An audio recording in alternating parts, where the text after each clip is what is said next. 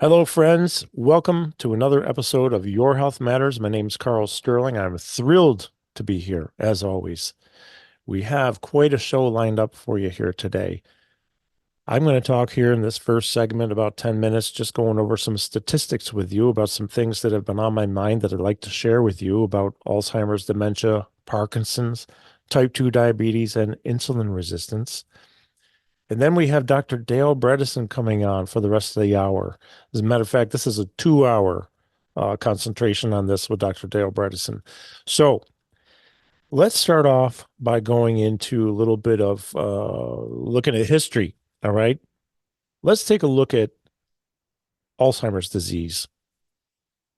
Approximately 6.5 million Americans aged 65 and older are currently living with Alzheimer's disease as of right now, this year, 2024. And very sadly, this is the leading cause of death in the United States. 20 years ago, 2004, around 4.5 million Americans had Alzheimer's, and it was ranked as the eighth leading cause of death in the United States. So when we look at that, the incidence rate, we're looking at new cases of Alzheimer's per year increasing from 411,000 in 2000 in the year 2000 to an estimated 658,000 this year. Now we'll take a look at Parkinson's disease. Currently, nearly 1 million people in the United States are living with Parkinson's disease. And it's estimated that by 2030, this is going to increase to 1.2 million people. Now, when we look at that, 20 years ago, we only had about 600,000 people estimated to be living with Parkinson's. So that incidence rate, well, that's increased by about 35% over the past 20 years. Type 2 diabetes and insulin resistance. Well, let's check this one out. We have currently more than 37 million Americans who live with diabetes, with about 90 to 95% having type 2 diabetes. And approximately 96 million Americans aged 18 or older have prediabetes. This is insulin resistance. Now, when we look back in the year 2004, around 18 million Americans had diabetes, with a majority being type 2. Prediabetes affect about 57 million Americans.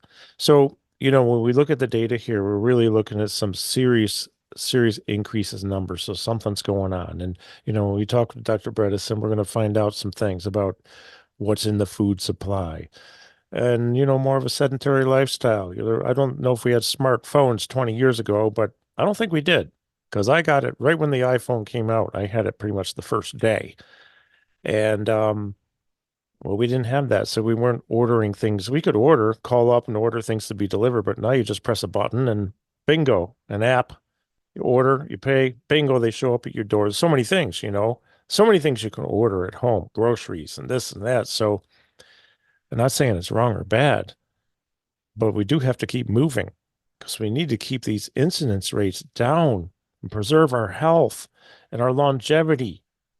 Let's look at correlations with dementia. People with type 2 diabetes are about 50% more likely to develop dementia, including Alzheimer's disease.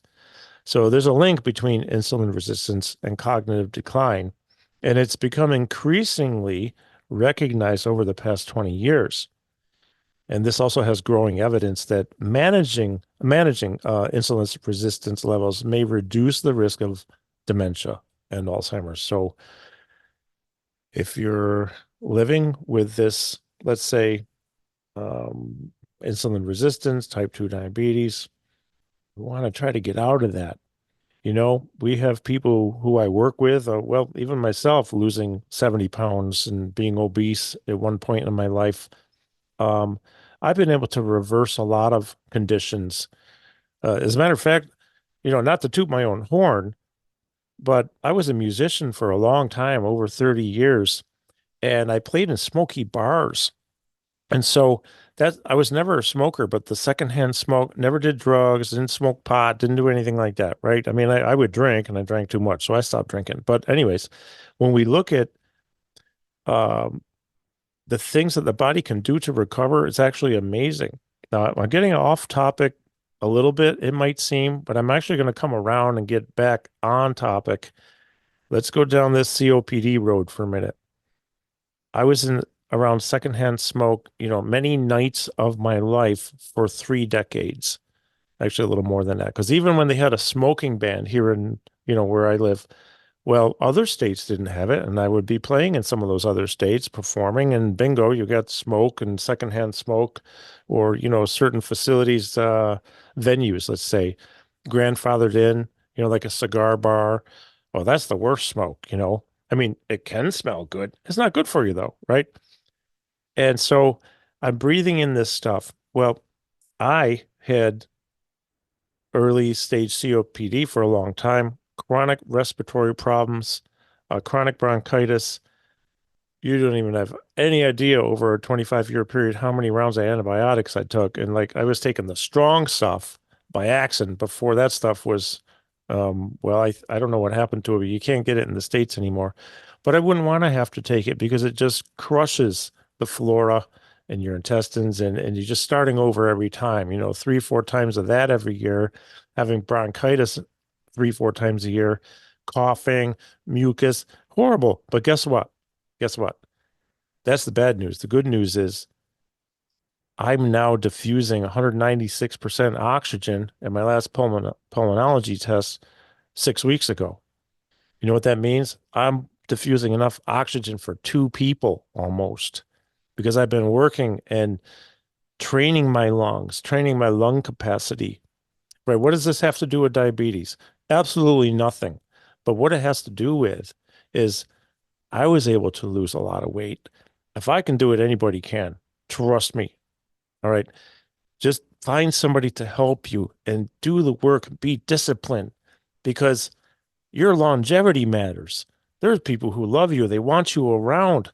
Well, if I could lose that weight and I could actually recover from chronic bronchitis.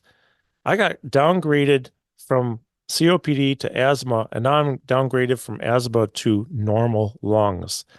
I run, I bike, I go hard, I do CrossFit. I have no breathing problems. When I'm at a high altitude, I have no breathing problems. The point here is I'm not special, but what is special is the human body. And when you take care of it, it'll take care of you. So when we look at diabetes, when we look at insulin resistance, do you know that in almost every case, if you do the right things, diet, exercise, get control over that, and stay disciplined with it, you can change your life. So let's go on to the last page of notes here. The prevalence of cognitive decline, dementia, and Alzheimer's has significantly increased over the past 20 years, partly due to an aging population. Yes, but you're going to hear from Bredesen. Alzheimer's is optional. Do you know that Dr. Ray Dorsey, who's going to be coming on the show again here in a few weeks, Parkinson's is optional? Okay, now that's a blanket statement, but it has to do with the fact that there are a lot of things we can do to prevent it or delay the onset. And if we do, end up being diagnosed with one of these, there's a lot we can do to slow progression or maybe stop it in some cases. So Parkinson's has seen a rise in prevalence and incidence.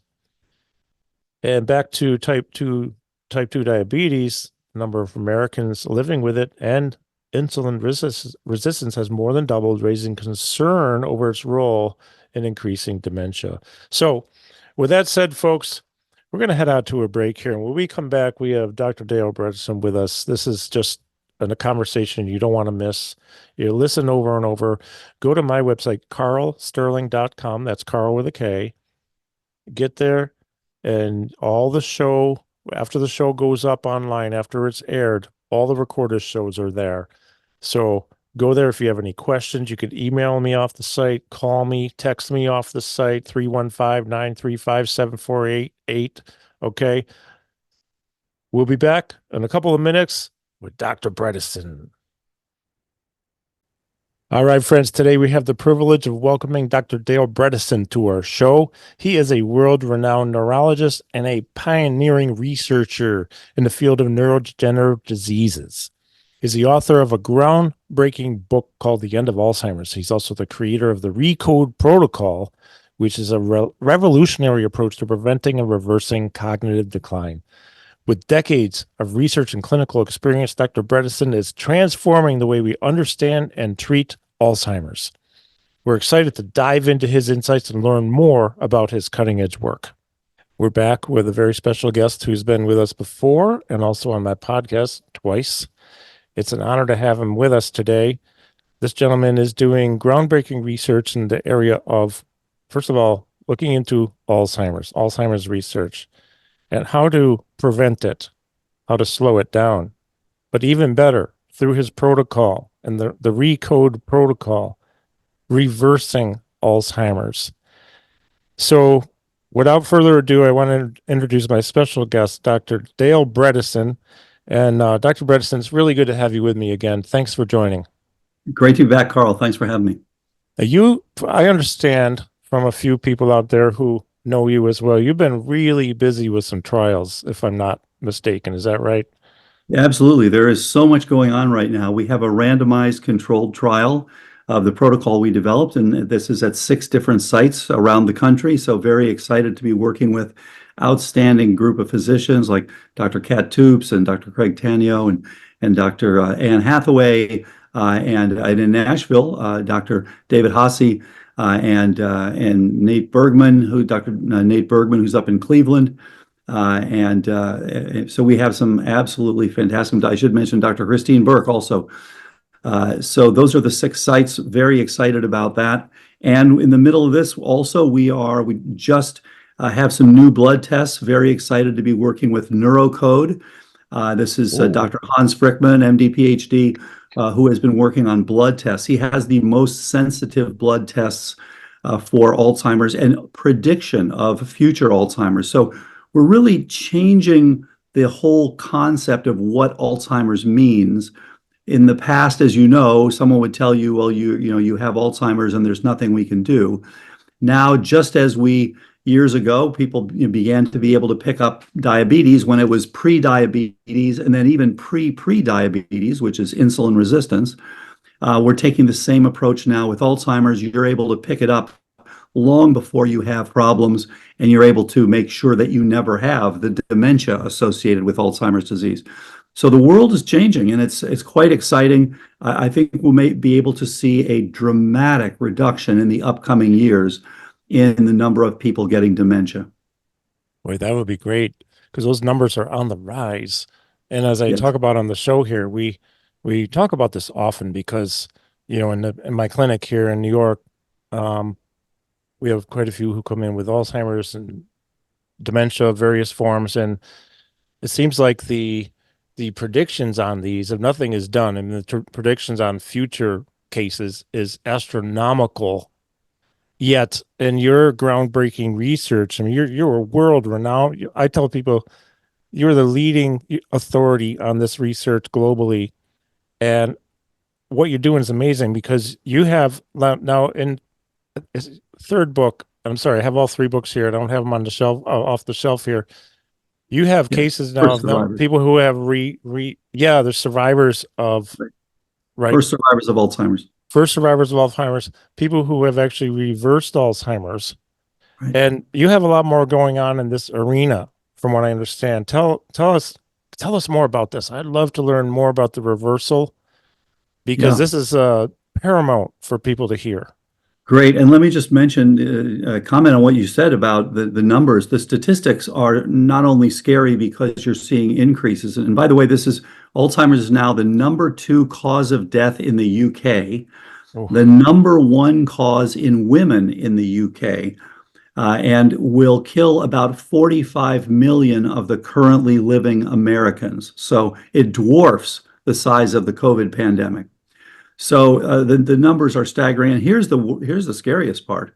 The increases are greatest in the young. So the epidemiological studies published a couple of years ago showed The greatest increases in terms of percent over percent are in the 50 somethings, 40 somethings, and believe it or not, the 30 somethings.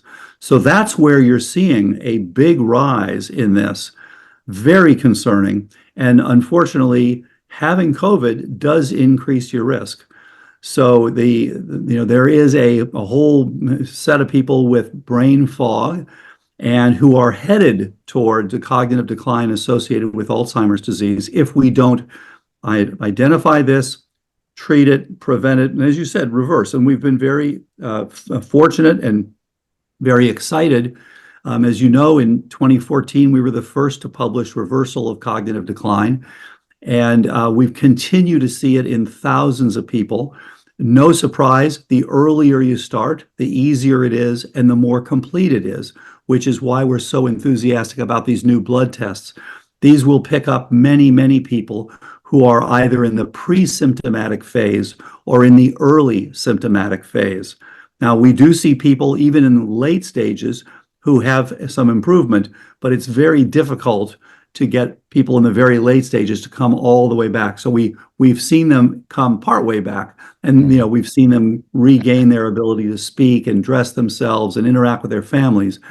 But we don't have people yet going from very, very late stages all the way back to perfect. That's the goal, of course.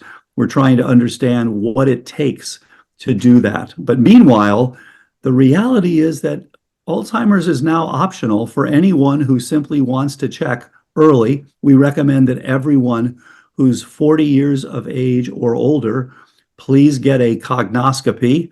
In other words, just like we all know, get a colonoscopy when you turn 50. If you're 40 or over, please get a cognoscopy. You can literally go online and look up my cognoscopy.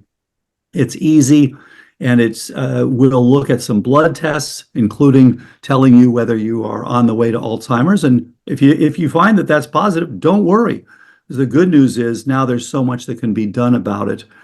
And it will look at a simple online cognitive assessment to see, because it does sneak up on you. We have people all the time who will say, well, I think I'm okay. I'm here for prevention. And we'll find out they're already starting to have some decline, because it's hard to notice it at the beginning. We associate this with, oh, I'm just getting a little bit older, so it's probably nothing.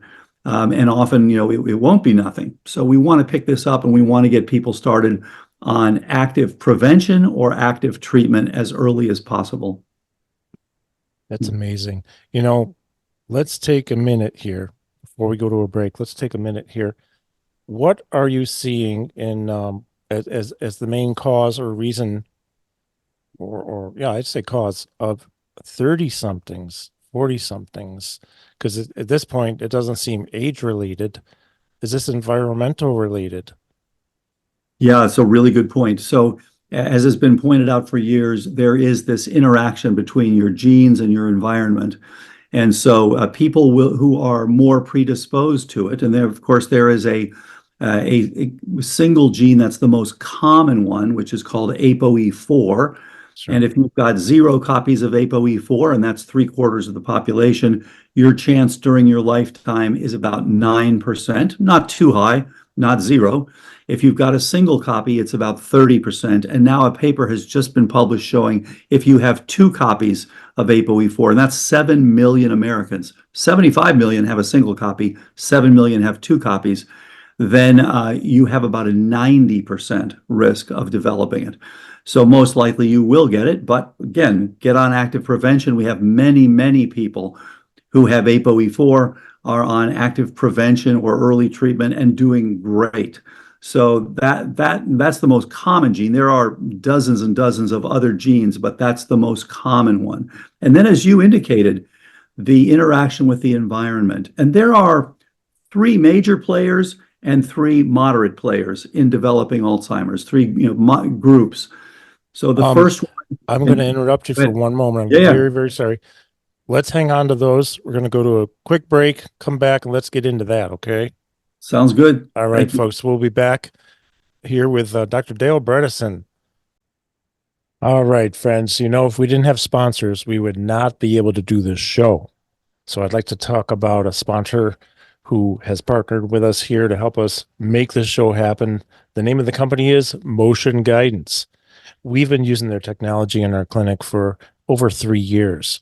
It's cutting edge visual feedback that helps you to train smarter, recover faster, and perfect your technique, your posture, and your movement. Whether you're an athlete looking to enhance performance, or if let's say it's patient-focused rehabilitation, Motion Guidance provides real-time feedback to optimize your movement. We love it. Our clients and patients love it. It's easy to use, it's portable, and it's trusted by professionals. I can't say enough good about it. So it's going to be your key to getting better results. So be sure to go and visit motionguidance.com to learn more and start achieving your goals today. All right, and we are back with Dr. Dale Bredesen. So let's dig into those different factors you were talking, the leading 3 and 3, right? Yes. So there are three major ones and 3 moderate ones. So the 3 major ones, number 1 is brain energetics. So in other words, if you don't have enough blood flow or you don't have enough oxygenation, which is, by the way, why people with sleep apnea are at increased risk. People with vascular disease, increased risk. If you don't have enough mitochondrial function, the mitochondria are the batteries of your cell. They're the key things that keep things rolling and give you that energy. It does take a tremendous amount of energy to power your brain. You use about 20% of the body's blood flow to power your brain. So it really does take a tremendous amount of energy. If you look at what you can store inside your skull, you can store what is equivalent to a few thousand home computers inside your skull. It's incredible. It's equal to the largest supercomputers in the world. And so no surprise, it takes a lot to power that thing. And then finally, interestingly, ketones. So the ketones are part of the energetics. Those are the big ones on the energetic side. The second of the 3 groups is inflammation. Anything that creates inflammation is creating more drag on what you're trying to do. So it's just like, you need the energy if you're going to ride a bike. Well, if you're now riding the bike straight uphill, it's harder and harder. And having inflammation creates that drag. And by the way, the inflammation can come from a change in your oral microbiome. So you may have some cavities, some periodontitis, some gingivitis, things like that. You may have a root canal, things like that, a chronic sinusitis, a leaky gut, a systemic chronic infection. And most of us don't know. We may have gotten an infection from a tick bite, for example. You may have some Lyme disease that you're not aware of, or any of these many other infections, non-Lyme disease, that also come through ticks, which are things like Bartonella and Babesia and Ehrlichia and Anaplasma, all these things. We find people all the time who didn't know they were harboring these. And what happens is your body is responding by making the amyloid that we vilify in Alzheimer's disease. This is an antimicrobial peptide. It's literally your body trying to protect itself. So we understand Alzheimer's in why it happens much, much better than we did just a few years ago. So the second one, then, inflammation, all those sorts of things. And of course, the common cause of inflammation for all of us is a poor diet. Lots of ultra-processed foods and things like that, getting so-called metabolic syndrome. That will give you inflammation. Yeah, absolutely. That just seems to be rampant too. That subject comes up everywhere, all the time, with all types of, metabolic dysfunction, diabetes, cancers, Alzheimer's, maybe Parkinson's. I mean, the food supply is definitely different now than it was in the 70s. I remember when I was a kid working in the grocery store, there weren't nearly as many shelves being stocked with preservatives in the foods, but there were some, but now it's everywhere all the time. Exactly. And then the third group is toxicity, just as you mentioned. So, we live in a world that is unfortunately, full of toxins, and they break down into 3 types themselves. So the 3 types of toxins we get exposed to, number 1 are the inorganics, things like mercury, air pollution. There's more and more evidence showing air pollution increases risk for Alzheimer's disease.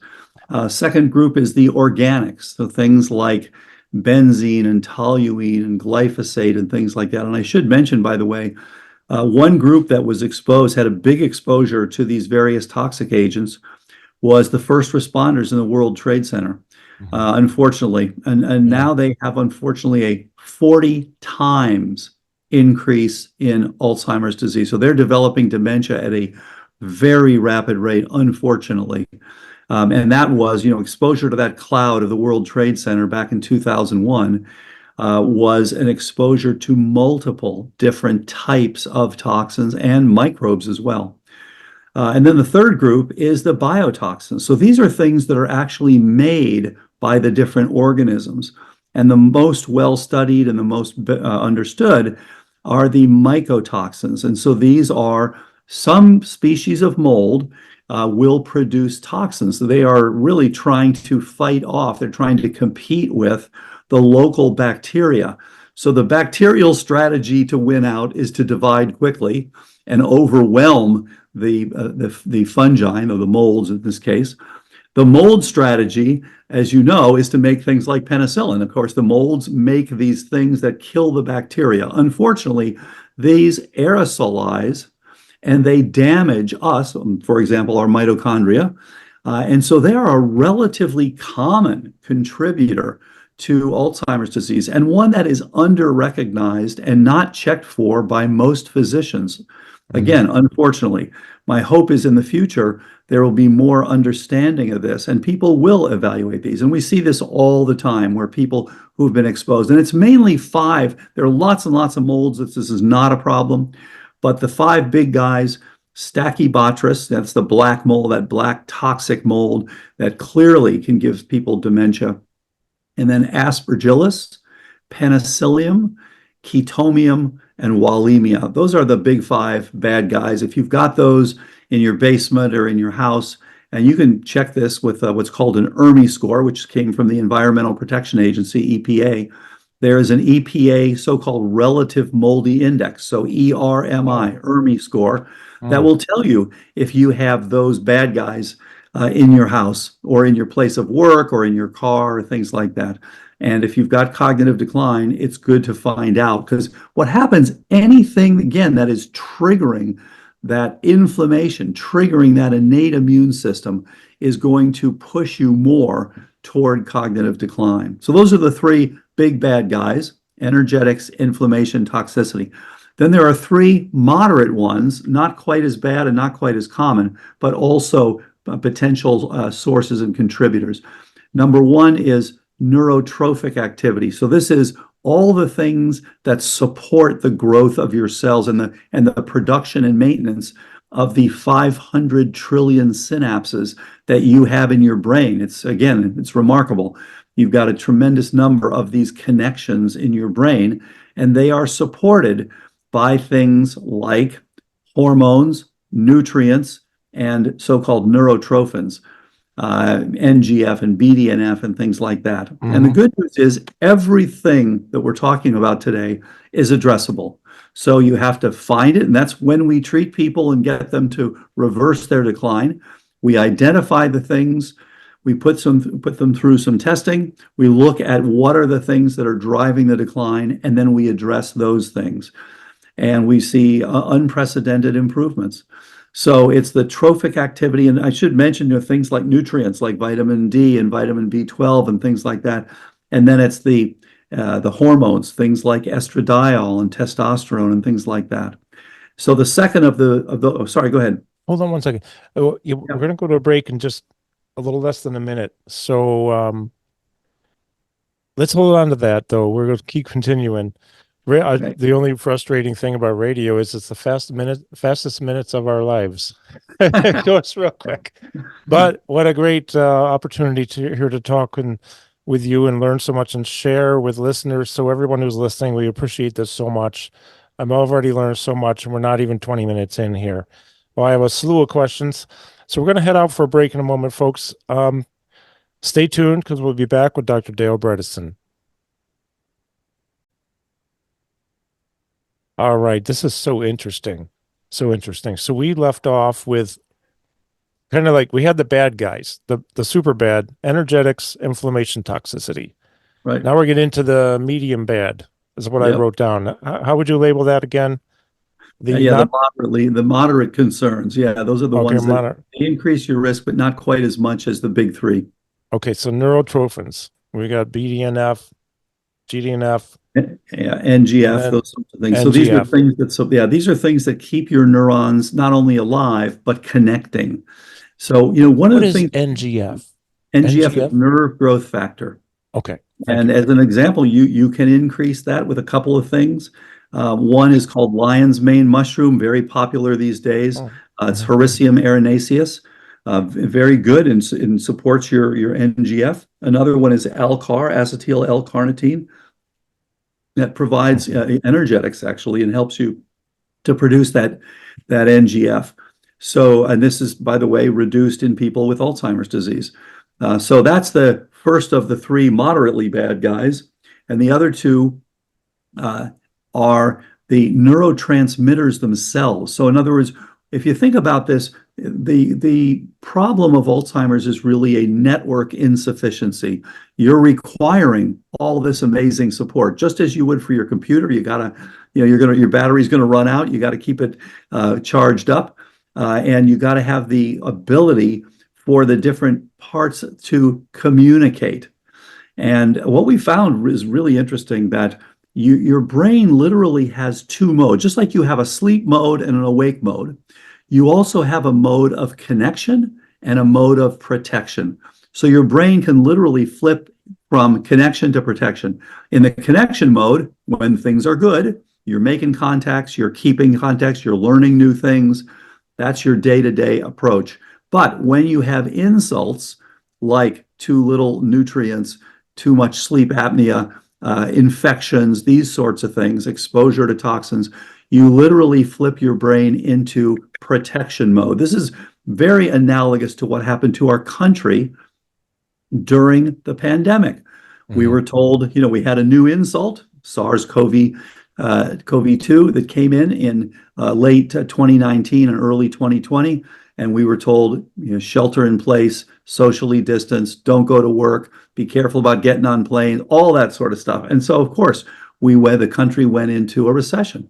And it's the same thing that happens in your brain. You switch when you need to from the connection mode to the protection mode. And that changes the way your proteins are processed. You're now using more resources to make these antimicrobial peptides. You're literally making things that fight the insults. And so you are pulling back, just as the country did, your brain is pulling back. And unfortunately, when you go in and you have some cognitive decline, most doctors are not checking those things. And what Yeah. we're doing is we're saying, okay, we got to get you back into the connection mode and out of the protection mode. So we've got to get rid of the insults and now rebuild things. And the good news, again, lots of ways to do that. So that's the neurotransmitters, especially acetylcholine is the most critical one for memory. And unfortunately, Okay. most of us are low in the choline that we get in our diets. Mhm. And people with Alzheimer's are low in choline as well. So we need to get a little more choline, and you can get that from things like, pastured egg yolks, liver, things like that. And of course, you can take things like citicoline or alpha GPC that will also increase your choline. So the sixth, and I have to say, as a scientist, I never thought this was going to be a big issue, but I can't deny the data. Stress that people, we all are under so much of the time. People staying up all night, flying around the world and missing sleep and having stress at Mhm. their jobs and stress in their relationships and just literally trying to do too much, always under stress. That is one of the things that does drive cognitive decline. And so we literally have to get people out of that severe stress mode. So again, I was very skeptical years ago that things like, relaxation and, walks in the forest and meditation and yoga, I thought, come on, this is all kind of woo-woo non-science. But the data have been very clear. These, help your blood pressure. they help your cardiovascular status, and they help your plasticity of your brain. So that's an important one as well. And we do see it. The very first person that we ever reversed, this was back in 2012, was a woman who worked for the CIA and was under extreme stress and was 4 to 5 hours per night of sleep in addition to all these other things. She had watched her mother die of Alzheimer's disease, and she recognized she was starting to get the same problem. She actually went into her physician, who told her, yes, you have the same problem that your mother did, and there's nothing to do about it. And she, by the way, just turned 80. She's done beautifully for now 12 years. And she, when I first saw her, she was just getting ready to turn 68 and just really struggling. She would read from the top to the bottom of a page, and she'd have to go back to the top of the page again.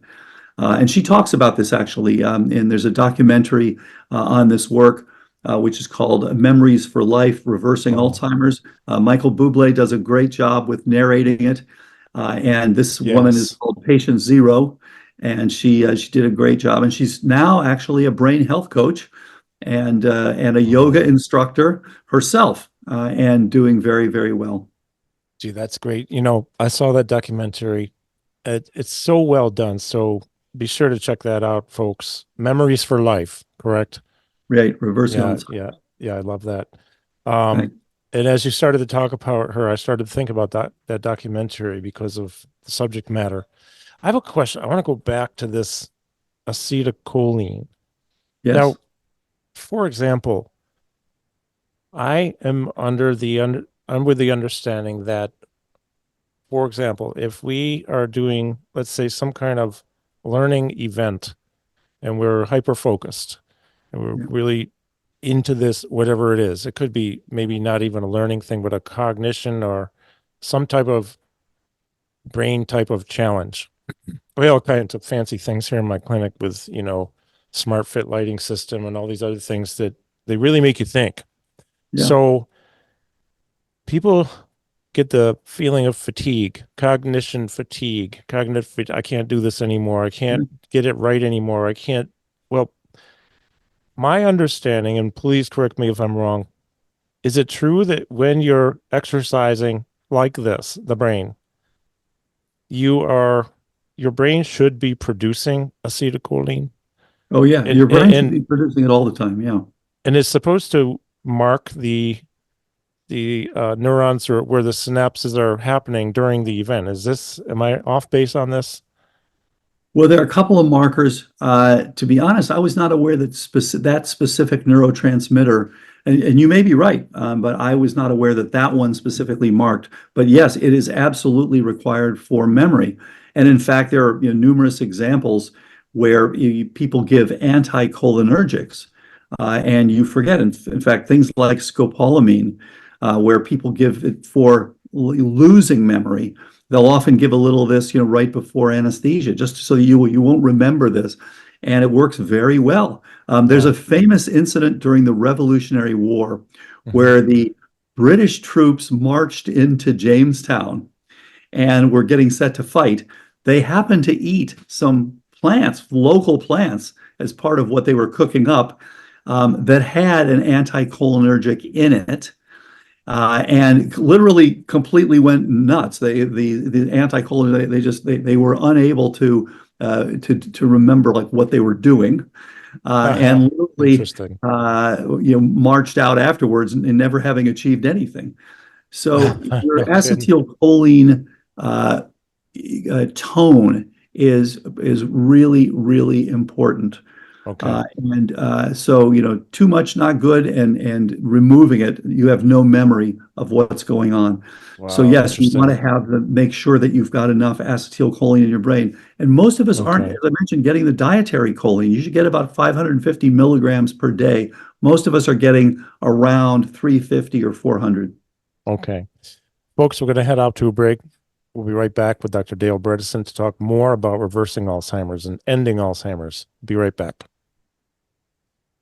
All right, folks, it's really just so wonderful to have Dr. Bredesen as my guest. I hope you enjoyed the first half of things. Before we get into the second half, I just want to just send out a little reminder here that over in Camillus, just west of Syracuse, we have a longevity center, which is like no other, within a couple 100 miles at least, with, technology and equipment. We've poured ourselves into getting game-changing technology and equipment to help people with things like reversing osteoporosis and osteopenia. And it's happening. This is happening, folks. We also help people to put on muscle mass, improve memory, movement, and cognition. We work a lot with people with Alzheimer's, dementia, Parkinson's. Go to karlsterling.com. That's Karl with a K. Check it out and enjoy the rest of this episode. All right, we are back with Dr. Dale Bredesen. And thanks again for joining us. It's just always so good to talk with you. And I'm so excited because I've written all these notes down so far, right? And of course, I can listen them back to this anytime. But the thing is, I am particularly interested in finding out more about the blood tests. And then rather than asking you a whole bunch of questions, please share with us what's going on with these blood tests and what can we learn? Yeah, so this is a major step forward, such a helpful thing. Just as years ago, cervical cancer was a big killer until the pap smear came along. Mm-hmm. Of course, hypertension-related things like stroke had decreased when people began to look at, we can actually measure your blood pressure and we can reduce your blood pressure. So, in the same vein, in the past, the way you find out if you have Alzheimer's is to get a spinal tap. Who wants a spinal tap every couple of years? Do you really want that? Right. Furthermore, we'd like to know before you have any symptoms at all, so that you never have to worry about it. And so now, finally, there have just been released blood tests, and we're actually working with the group that produced the most sensitive ones, and that's Neurocode, and Dr. Hans Frickman. They did a great job, and they have something that's called a brain scan, which has three. It's a blood test. Even though it's called brain scan, and so it has three tests. Number one is called p-tau 217. So the letter P, which is in this case for phosphorylation, and then hyphen, and then tau, T-A-U, 217. So it's a specific protein that is in your brain, but that it communicates with the rest of your body. So it comes into your blood, and you can check it in your blood. As you're headed for Alzheimer's, and this is years before you have a diagnosis, starting when you have no symptoms, the p-tau 217 will start to drift up. And it's literally, we talked earlier about this idea of a network insufficiency and about going from a connection to protection. When your brain is flipping into this protection mode, it's pulling back, again, just like the country did pulling back with the COVID pandemic. Your brain is in this protection mode where it's pulling back on the synapses. And when you're pulling back on a nerve process that's going to a synapse, you have to essentially have to unbolt the rafters. Just like if you're going to take down an area of your house, you got to take out the structure to allow this to collapse back down. And the way that that's done in your brain is that you phosphorylate your tau. Tau is like bolts. It is giving you a stronger structure. It is bolting down the microtubules. So it's literally holding these processes together. Now your brain is sending a signal saying, okay, pull back. And so you got to collapse this quickly. And the way you collapse it is to phosphorylate your tau. You have specific enzymes that do that. And so you can pick this up in the blood and say, aha, this person is already phosphorylating their tau. Great. It's good to know this. This is where it's so important not to worry about it. It's telling you you can now prevent the problem so that you can bring your phospho-tau back down to normal. And we see it all the time, people reducing their phospho-tau as we get in there, do the right things, address them, and get rid of what would have been Alzheimer-related dementia.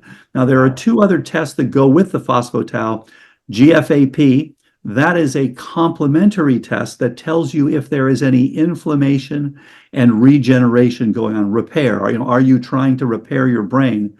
Again, suggesting there's some sort of insult going on. And that one comes from different cells. That's coming from your astrocytes, which are supportive cells to your neurons. And then the third one is called NFL, which is neurofilament light. That's coming also from the nerve cells now, but it's only telling you that the nerve cells are undergoing some damage. It could be from a car accident, it could be from frontotemporal dementia, it could be from vascular disease.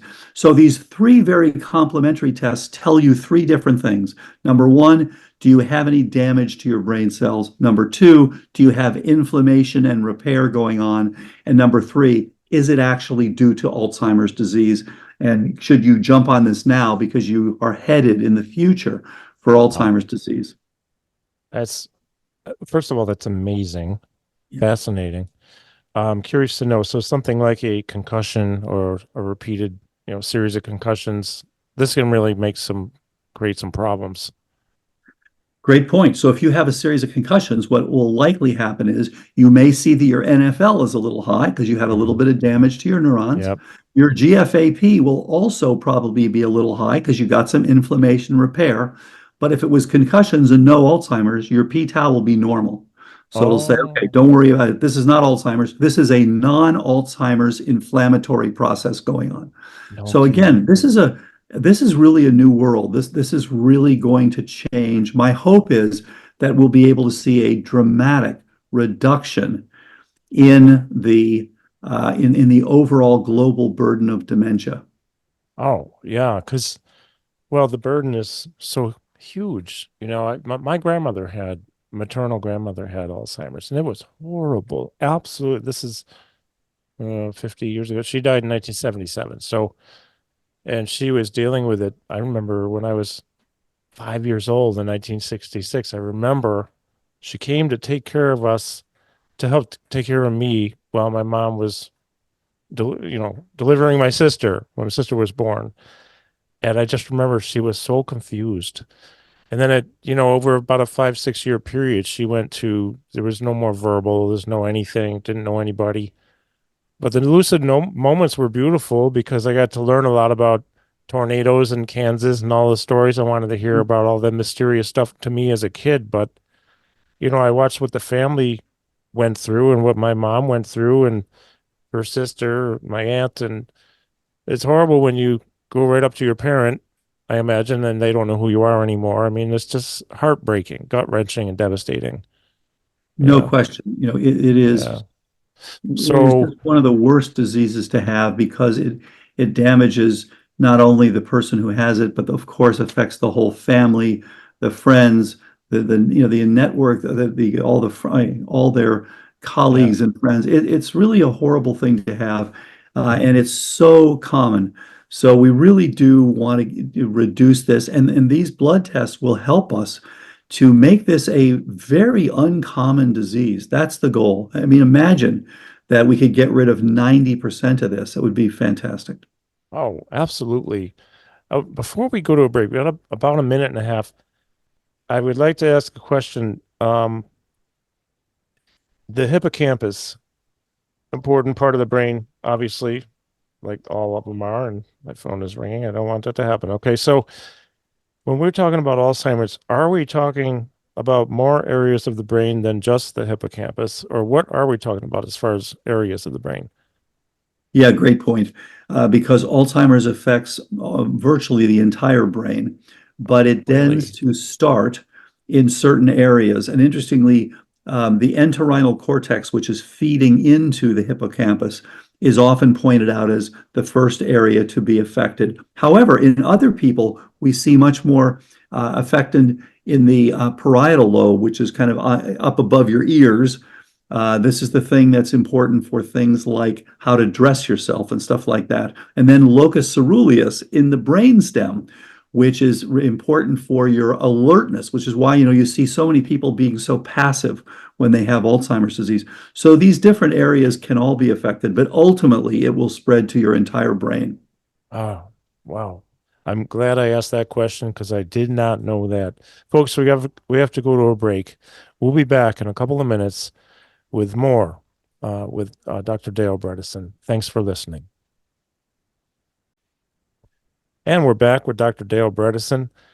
This is fascinating. So one of the things, referring back in the last segment, um, I have to admit that I thought it was primarily hippocampus. As I've been told, it's mostly that. Although I should know better because I do read your books and I see your interviews, and I don't remember everything. Sometimes I wonder if I need my own cognoscopy. I probably do. I'm 63. I better get one. But in any case, the fact that this Alzheimer's can affect the entire brain, now this is really a big deal. Yeah. Can you tell us now about the basic seven and what does it mean? What is it? And describe this for us. Yeah. So the important point here is if anyone does find out that their phospho-tau is high, or they find out that they've got just the beginnings of any memory problems, and someone says, oh, this is the beginnings of Alzheimer's, please don't worry about it. For the first time, there is a tremendous amount you can do. And so it addresses two major pieces. What we call, as you said, the basic seven. There are seven things that are critical to getting that energetics up to where they should be, reducing the inflammation to where it should be, reducing the toxicity, getting the neurotransmitters up. You have to think about this like a network. It's just as, if you want to, change your company, you're not going to just change, one person who works there. You're going to change the culture. You're going to change many people. Try to get everything optimized. Same thing with your car. Your car may have 15 different things wrong with it, so you're going to have to tweak all those. You're going to have to change your oil and your transmission fluid and your fill up the gas tank and tune the engine, rotate the tire, all those things to make your car work optimally. Your brain is much more complicated than any of those, but it's the same general idea. So what we start with is there are basic seven that we can all do, and these are very good for prevention of Alzheimer's, and they're also good for reversal when you add the specifics to those. So here are the basic seven. Number one, and again, as a scientist, I used to laugh at this stuff and say this can't be the important thing, but it is an important piece of it. You don't want to leave it out. So diet, and it turns out that a plant-rich, mildly ketogenic diet is the best thing to keep your brain cogitating its best. So we have something we call KetoFlex 12-3, but there are other ways to get there. It's a plant-rich, mildly ketogenic diet. Did you say cogitating? Yeah. I love that word. And so then exercise, and of course, exercise, huge impact on your brain structure. You literally can look at imaging, and this has been published by neuroradiologists, that when you exercise, you increase the size of your hippocampus. And interestingly, the London cabbies, who are so good with knowing where to go, they have enlarged hippocampi. So these things, you can literally look at this as you're making more memories. So exercise, really helpful. And there's some great new things with exercise. I really like one called EWOT, exercise with oxygen therapy, because it gives you the best of both worlds. You're getting some oxygenation and some blood flow together. There's another thing that some of the Olympians, some of the Olympic athletes are using, which is called Katsu bands, or just restriction bands. So they restrict the blood flow a little bit as you're doing this. Basically, it gives you more bang for your buck. Okay. So exercises getting better and better and more effective for your brain. And then sleep. And you could spend hours talking about sleep. And Professor Matthew Walker, right from near the University of California at Berkeley, has done a tremendous amount of work looking at what sleep does for your brain. So everybody should try to get at least 7 hours of sleep at night, at least 1 hour of deep sleep, at least 1.5 hours of REM sleep, and with an oxygenation that is above 92% saturation. So you can use an Oura Ring or an Apple Watch or a Fitbit or Garmin, any of these things, and you can track yourself. So I check mine every night to see how is my oxygenation, how is my REM sleep, exactly. And you can see that. And that is really important for optimal cognition and for preventing and reversing cognitive decline. And then, as I mentioned earlier, stress. Stress is a big one, and it actually does damage the brain. That's been shown repeatedly. And then brain training. So Professor Mike Mersnick spent his career showing how important brain training is for neuroplasticity, and founded Brain HQ, and which is produced by Yeah. Positive Science. Great stuff to have, and have used that in our trials. Helps people to improve their cognition, their memory, etc. And then detox.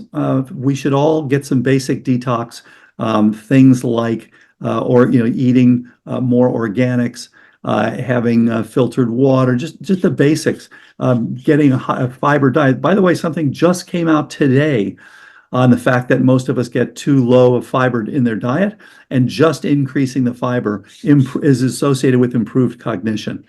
Wow. Really remarkable Well, finding. This I actually came out believe of it. the UK. Mm. So detox, basics of detox, uh, and then and then the final one is some targeted supplements. Making sure that, we talked about choline earlier, making sure your choline is good, making sure your omega-3 level is good enough. And most of us are too low on our omega-3s, too high on omega-6s. And so we have a poor omega-6 to omega-3 ratio. The typical American one is about 15 to 1. It should be more like 2 to 1 or 3 to 1 or 4 to 1, not Okay. 15 to 1. That's too much pro-inflammatory. So those are the basic 7. And then beyond that, you want to look at the specifics, which is why we do these other blood tests, the part of the cognoscopy. We look at, do you have a tick-borne infection?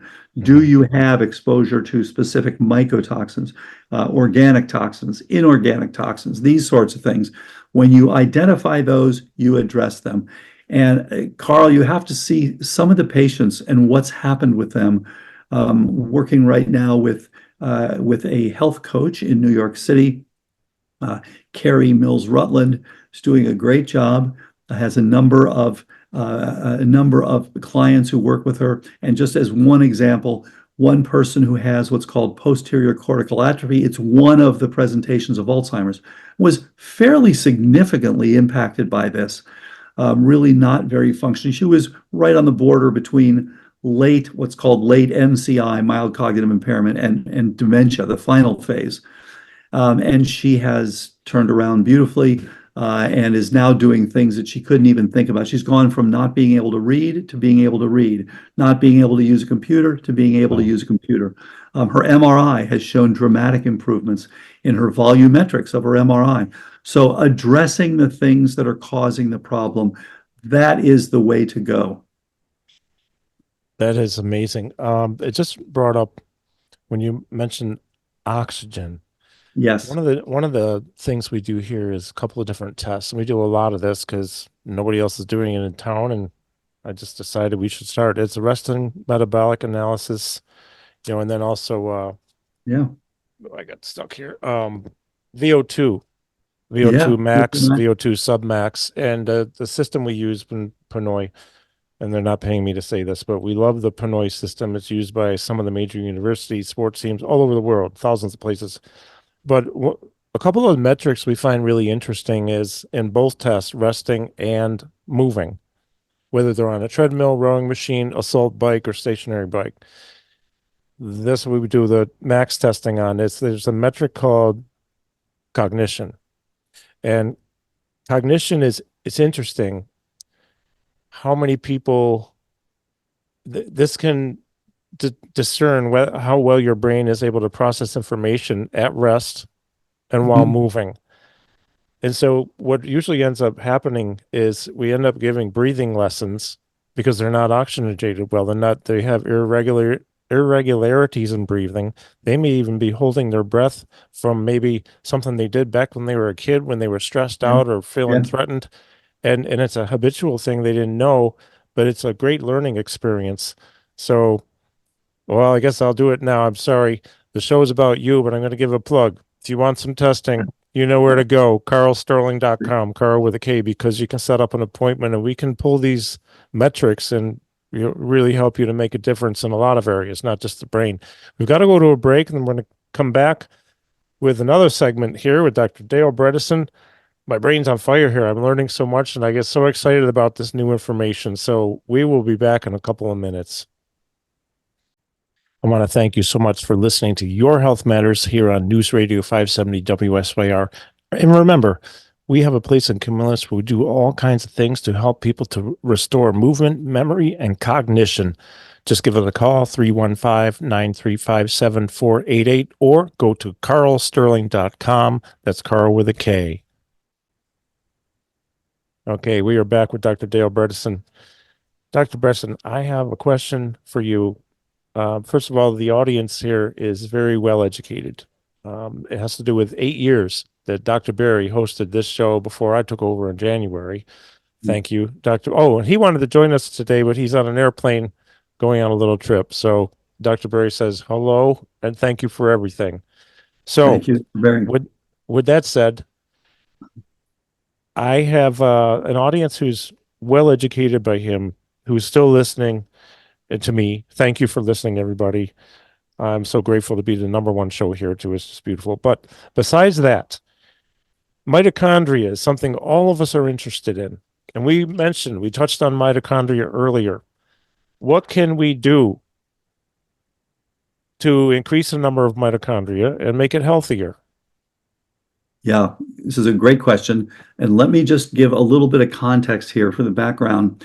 So there's a phenomenon called antagonistic pleiotropy, which is that as we have evolved over the years, over the millions of years, we select for performance over durability.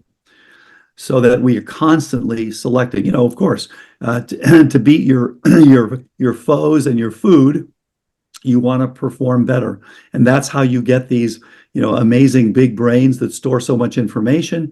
You get this amazing ability to have strength, and also to motor modulation, which is the one that goes awry in Parkinson's. So for each of these, we have selected for performance.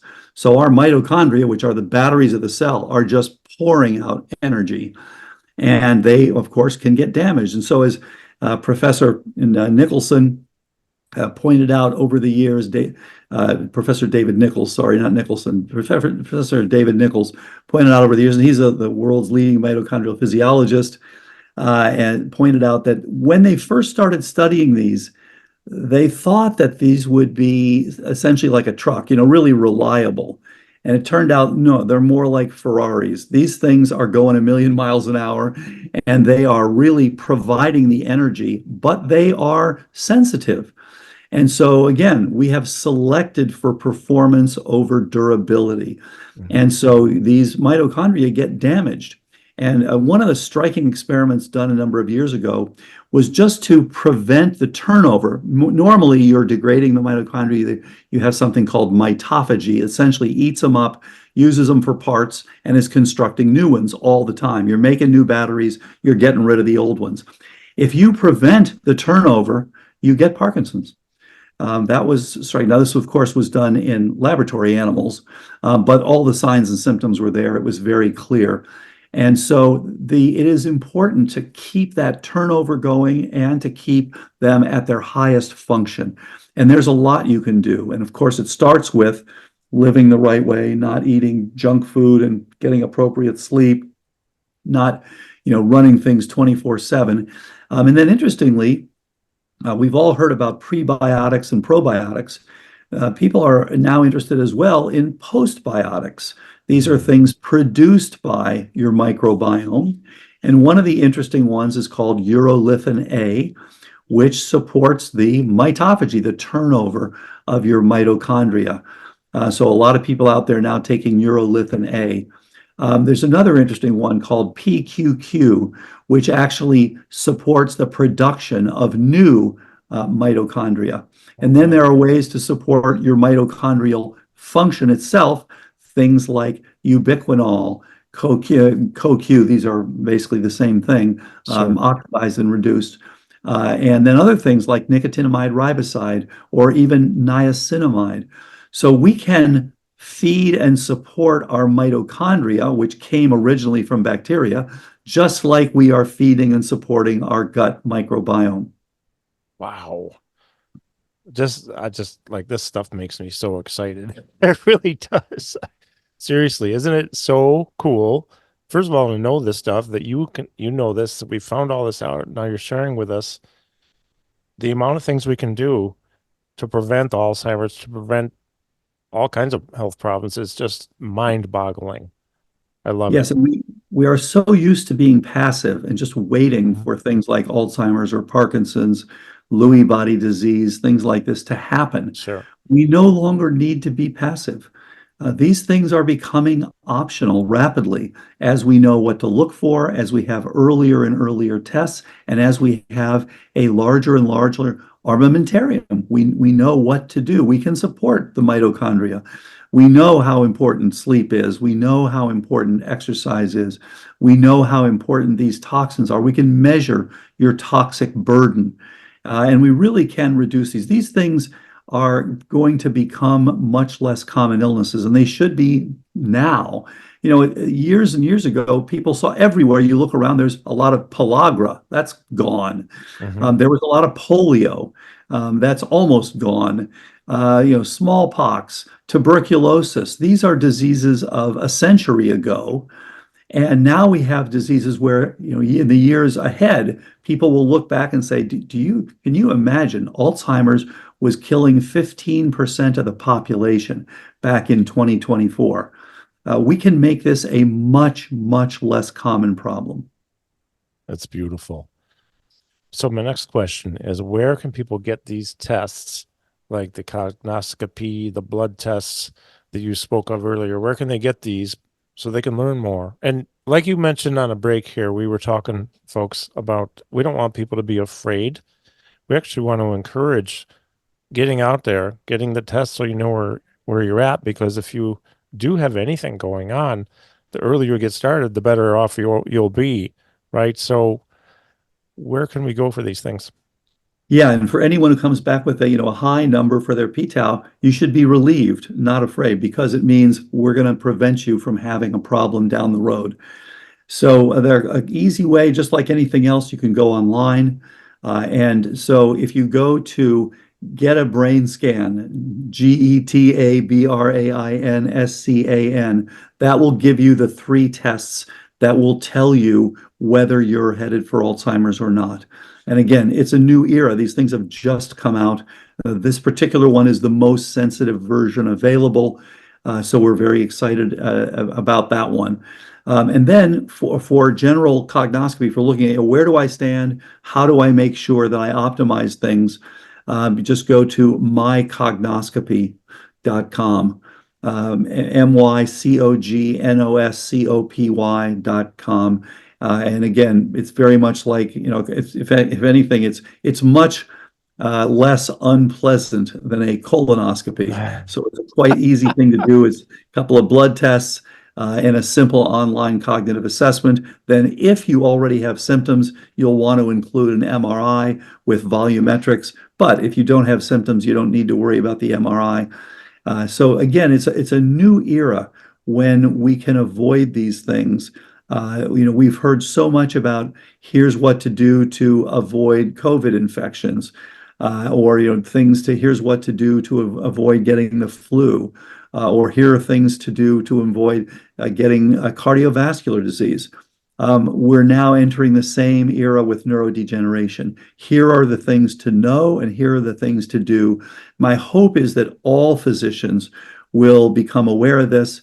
We've trained over 2,000 physicians in 10 different countries and all over the US.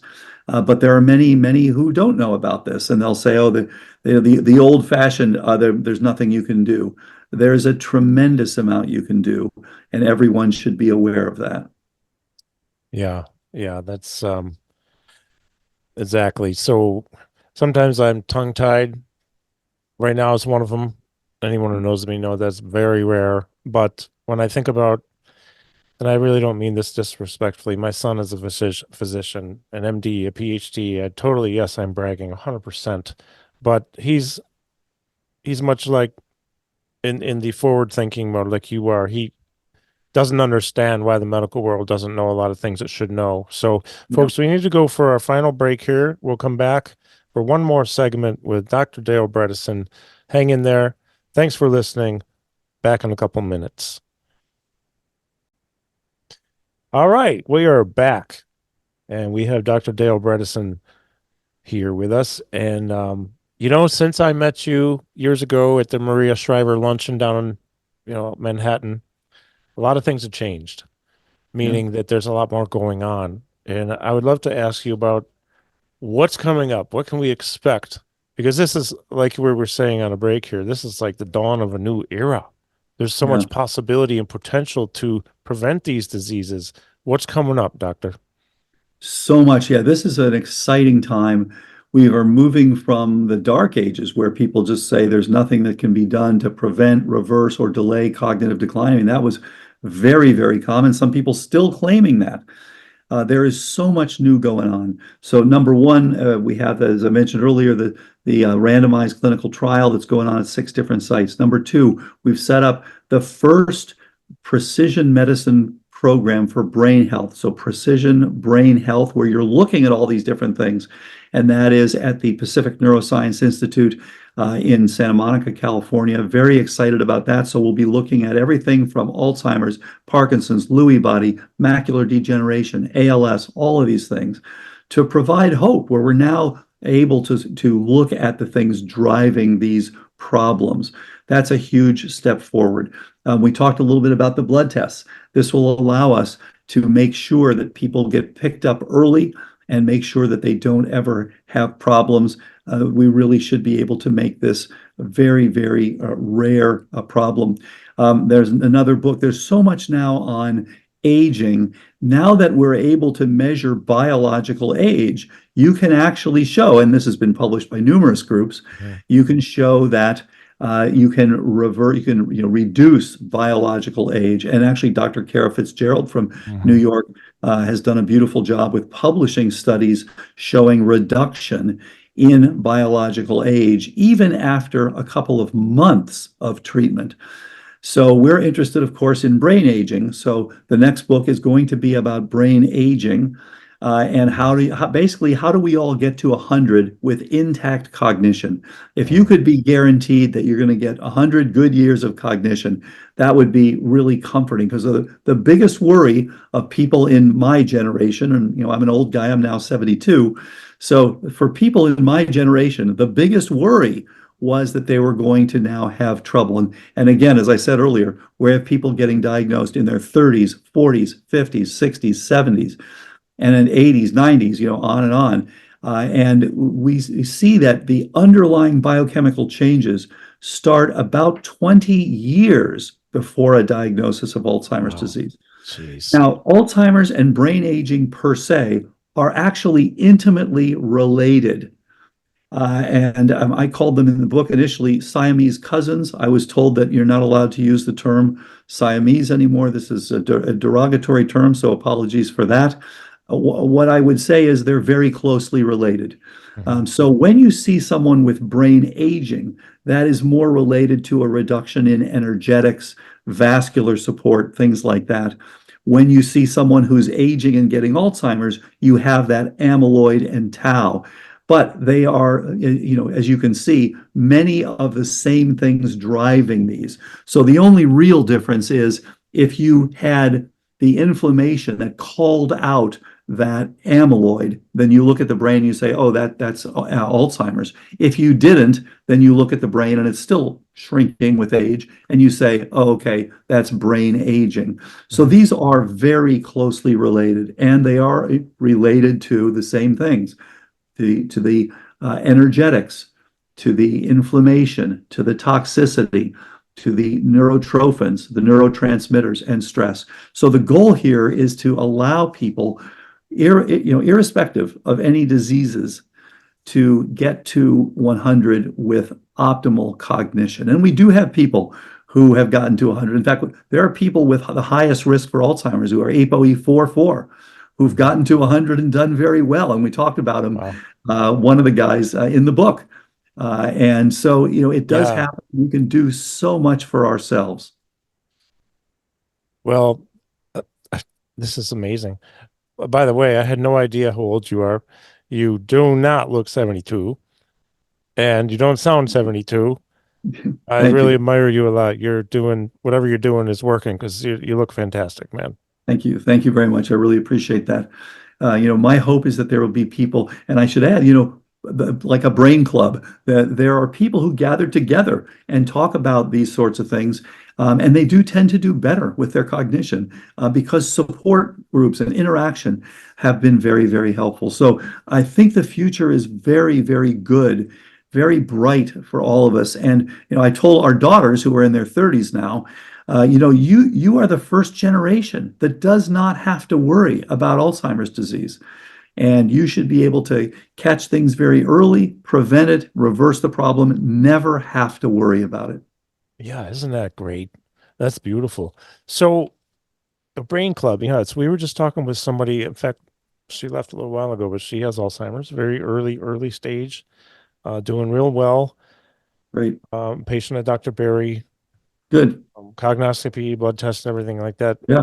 that he does. So we were talking about that today, that in this area, well, this show is running on two stations actually, but in the Syracuse, New York area, we have a Alzheimer's group, I think. But I like the idea of a brain club group. Might have to start one here in Nashville, Yeah. both Uh, shows, right? So, Yeah. because people do like to talk about this, and when they get encouragement from other people or ideas, that can really change things a lot. That can help. A little bit of hope goes a long way. That's the thing. If somebody learns something that helps them just a little bit and they have a little hope, I have found that hope can carry people miles. It's amazing. Such a good point. And people, some of the critics have said you don't want to offer false hope. Of course not. We No. assiduously avoid offering false hope. We publish our results. Yeah. We were the first to publish reversal of cognitive decline. As you know, we're in the midst of another trial. We published a successful trial. So one of the people who, by the way, has done very, very well, who's an APOE4, Julie G, who actually wrote Oh part of a yeah. book with Yeah. me, coined the term false hopelessness. And she said, unfortunately, so many academicians are offering false hopelessness because there is so much that can be done, but they will tell you nothing can be done. So I think that we want to offer real hope to everyone. Yeah. Julie's amazing. I don't know her. We've communicated a little and to get her out on the show at some point. I have one more question before we sign off, and that is, what is your takeaway message for the listeners?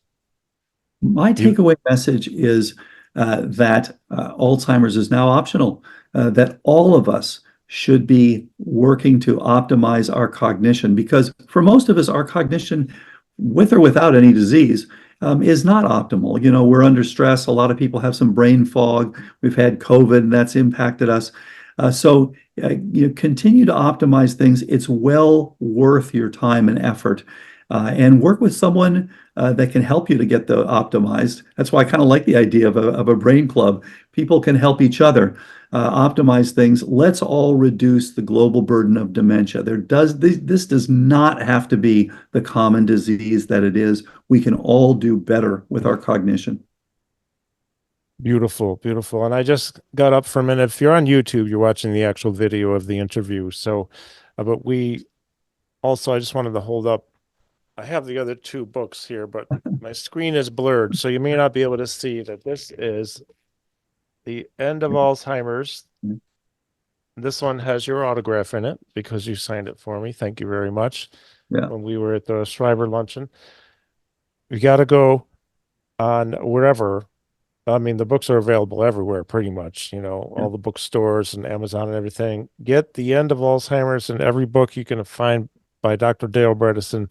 Read them. And Dr. Bredesen, thanks a million for being here. Always great to talk to you, Carl. Thank you so much for having me.